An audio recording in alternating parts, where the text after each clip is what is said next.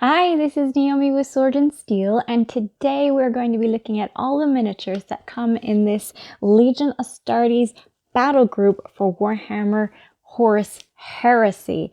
So within it is 30 Marines, a Dorito Dreadnought, and a Land Raider Proteus, and there are a bunch of different weapon options inside this that we're going to look at. We're going to look at the models, we're going to look at your assembly options, we're going to look at anything that you might want to consider before assembling. For example, the Proteus Land Raider has more than one way that you could be assembling him, so you'll want to look at his data sheet or the two different data sheets for the Land Raider before you decide how to assemble them, unless of course you're going to be magnetizing them, and we're going to be looking at that in this video as well.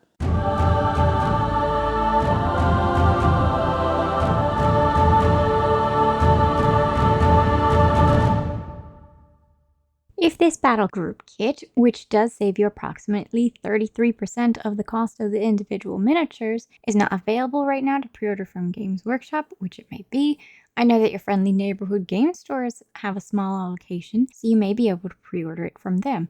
And you will still be able to pre-order or order, depending on when you're looking at this video, the models separately in a 20-man kit for the Marines, with the upgrades being a separate item, and the Dreadnought and the Land Raider Proteus being in individual boxes as well. The upgrade in this kit is one half of the upgrade kit you would be able to buy separately. And of course, even though this guide does have how to assemble them with heavy weapons upgrades, the heavy weapon upgrades are not in this kit, so you'd have to get them separately as well if you wanted to.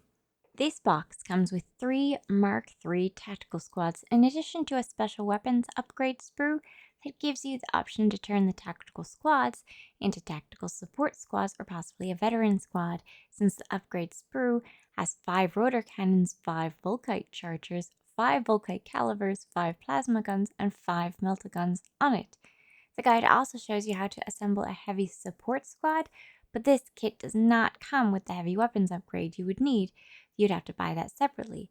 The guide just shows you how it may be done, and I always suggest building all of your special weapons first before your bolter options, since there are specific poses that suit the special weapons best, which the guide does give you in a chart to follow, and that way you'll have absolutely no problem building all your special weapons, and then the bolter options, which are much more flexible, will be after that.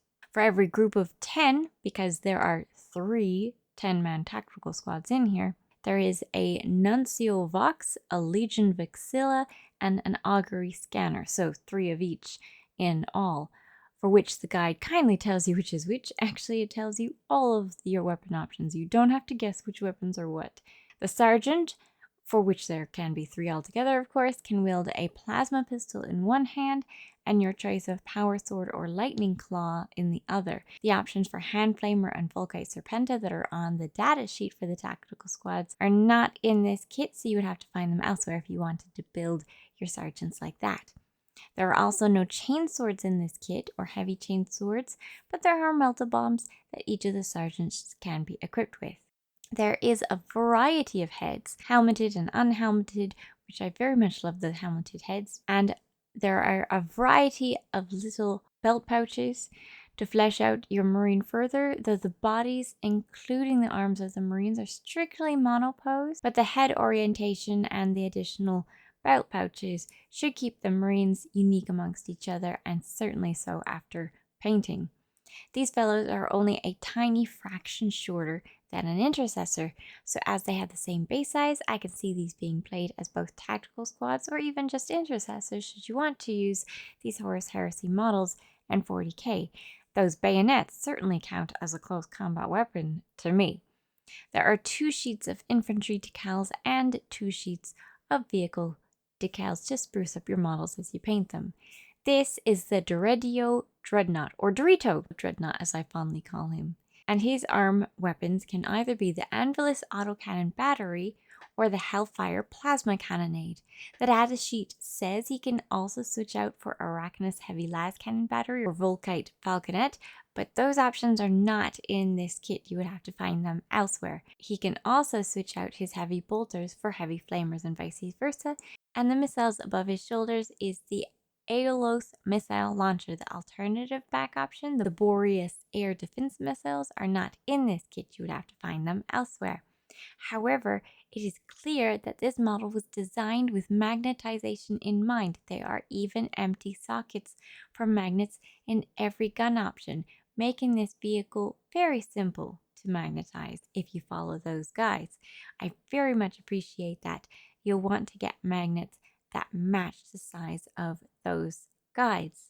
Also, this Dreadnought has a bunch of different options in terms of aesthetics to make it look unique. 2 different feet to choose from with full flexibility on how to angle the hips and legs, as well as 3 different breastplate styles to choose from. 1 plain, 1 loyalist for sure, and 1 traitor, and a couple of heads options to choose as well. This is a great kit to put together. Lots of flexibility on how you can build it.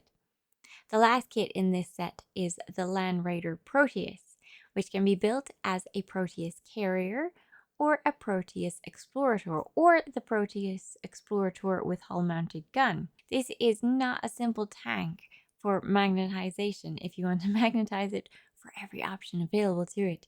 It would be much simpler if you either stuck with a carrier and magnetize its weapon options, or some of them, or stuck with an Explorator and magnetize its weapon options, or stuck with an Explorator with hull-mounted gun and magnetized its weapon options. Doing all 3 would be foolish. I mean, I did do that, but I don't suggest it. It required, I think, 37 different magnets, because every single option that you can have on the carrier or Explorator that you see in the datasheet is in this kit. You can build it. So the carrier, which has a hull-mounted gun, can wield a twin-linked heavy bolter, or a twin-linked las cannon, or a twin-linked heavy flamer. Magnetizing that requires adding magnets to the inside of this turret and the ends of each weapon. The Explorator can also have this hull-mounted gun, so you would magnetize it in the same fashion. Additionally, there is an option to have a pintle-mounted weapon, which could be either a combi weapon, and you do need to pick which combi weapon you go with, either a twin-linked bolter, a combi flamer, combi melta, combi plasma, combi volkite charger, or the pintle-mounted weapon could be a havoc launcher, or it could be a multi-melta, or a heavy bolter, or a heavy flamer. Both the Explorator and the carrier variants of the Land Raider Proteus have all of these options, and they also have the option for a smoke launcher and a hunter-killer missile and a searchlight. The side sponsons do not need to be magnetized, since there is no alternative to the 2 sponson mounted Gravis las cannons, but for a little more stability, you could magnetize these as well. You will find on the sprue that you get these las cannons off of that there are extra las cannons and various parts for a gun that you are not going to be putting together.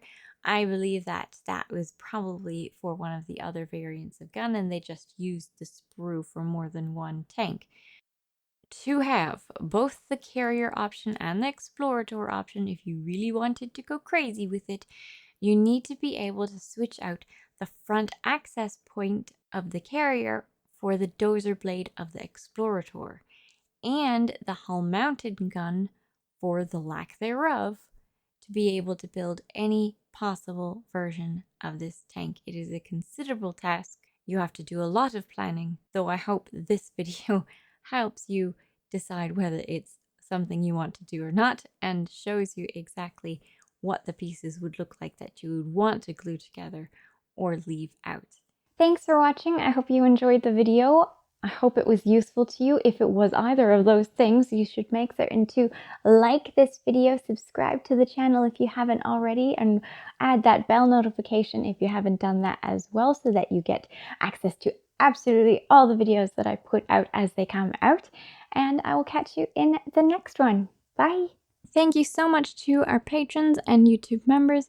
You make it so much more satisfying to spend way too long magnetizing a tank just to show you how it could be done, because I still do not suggest doing everything that I just did unless you find magnetization thrilling.